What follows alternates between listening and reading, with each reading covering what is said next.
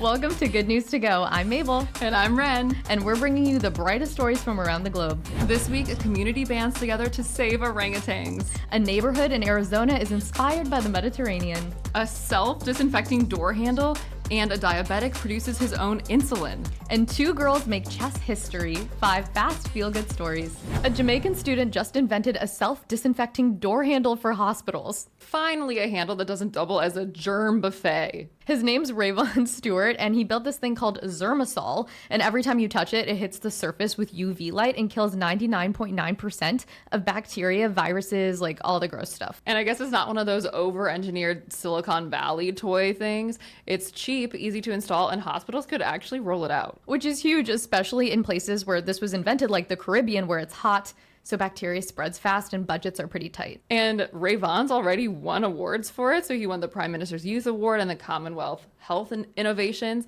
And that's not bad for an idea that came out of just not wanting people to die from touching doors. And he's currently seeking a patent for this under international intellectual property law. Okay, well, please do plain bathrooms next. A 42-year-old guy with type 1 diabetes who's taken 37 years of daily insulin injections just got transplanted with a gene editing islet cells, and now his body is making insulin again. Yeah, so unlike type 2 diabetes, type 1 is an autoimmune disorder where a patient's cell attacks their own insulin. And so these researchers used the CRISPR gene editing method to take a donor cell and then modify them to evade being attacked. It's kind of like the cells are wearing an invisibility cloak. And get this, his C peptide levels are up after 12 weeks, which means the cells aren't just surviving, they're actually working.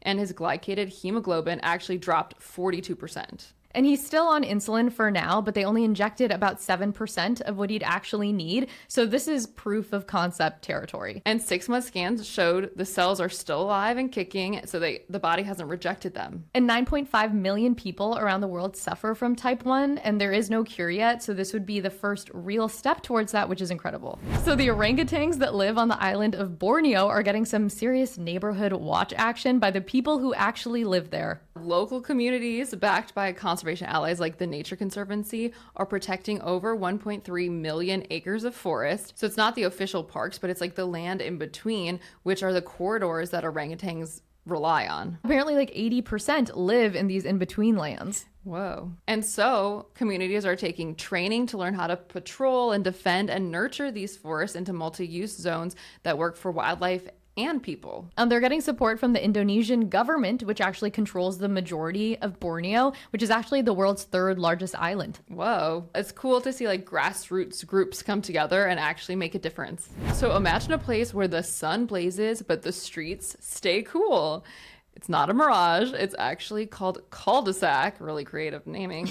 A new car-free neighborhood in Tempe, Arizona that's designed to beat the desert heat with Mediterranean flair. Yeah, the area was inspired by Italy and Greece, so think narrow shaded alleyways, whitewashed buildings, breezes that actually feel refreshing. It's like Santorini met Scottsdale. And this isn't just about aesthetics, it's actually to make a climate-smart urban design. So it's tall, thick walls, narrow streets, and strategic shading to channel and actually accelerate the wind so that it keeps temperatures lower. It's also called like a 15-minute city, so everything you need is within walking distance of like 15 minutes. There are no private cars allowed, so just electric bikes, a light rail shuttle, and like walking. And you and I can really speak to how crazy Arizona weather can be. This is fun fact. Mabel and I took like a week-long trip to Scottsdale like 4 summers ago, and it was during a record heat wave, and we actually were dying.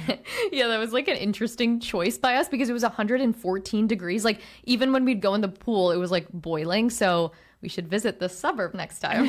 Hold on to your pawns because 2 10-year-old girls just made chess history in a way that'll have you saying checkmate.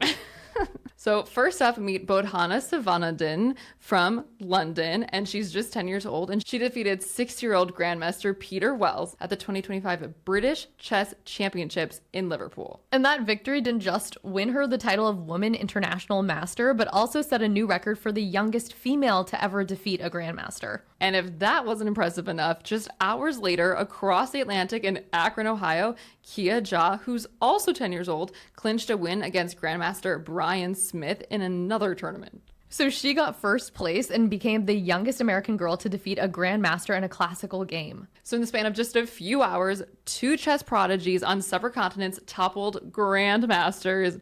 That's a major checkmate. And that's a wrap for this week's Good News to Go. I can't wait for the US to grab those door handles. Yeah, please.